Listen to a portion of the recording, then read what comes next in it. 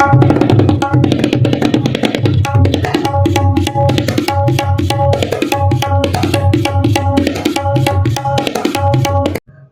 महानगरपालिका निवडणूक डोळ्यासमोर ठेवून शिवसेना ठाकरे गटाच्या पदाधिकाऱ्यांची बैठक आज दिनांक 14 डिसेंबर रोजी दुपारी 2 वाजता जळगाव शहरातील हॉटेल रिगल पॅलेस येथे पार पडली।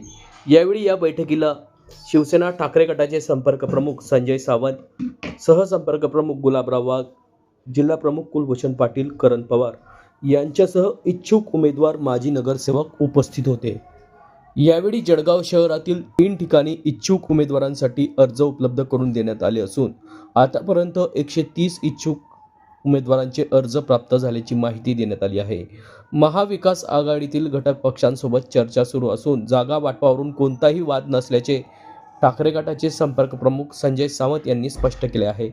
आम्ही जागांवर दावा करणार नसून जिंकणारे उमेदवार देण्याचा प्रयत्न करणार असल्याचे त्यांनी सांगितले। तसेच जळगाव महानगरपालिकेवर भगवा फडकवणार असल्याचे यावेळी विश्वास व्यक्त करण्यात आला असून कार्यकर्त्यांनी तयारीला लागण्याचे आदेश यावेळी ग्रामीण भागातील काही पदाधिकाऱ्यांनी शिवसेना ठाकरे गटात प्रवेश केला आहे। या बैठकी प्रसंगी शिवसेना ठाकरे गटाचे जिल्हा संपर्क प्रमुख संजय सावंत, सहसंपर्क प्रमुख गुलाबराव वाघ, माजी खासदार उन्मेष पाटील, करण पवार, जिल्हा प्रमुख कुलभूषण पाटील, महानगर अध्यक्ष शरद तायडे, युवा सेनेचे पदाधिकारी निलेश चौधरी, माजी नगरसेवक इबा पटेल यांच्यासह शिवसेना ठाकरे गटाच्या पदाधिकाऱ्यांची उपस्थिती होती।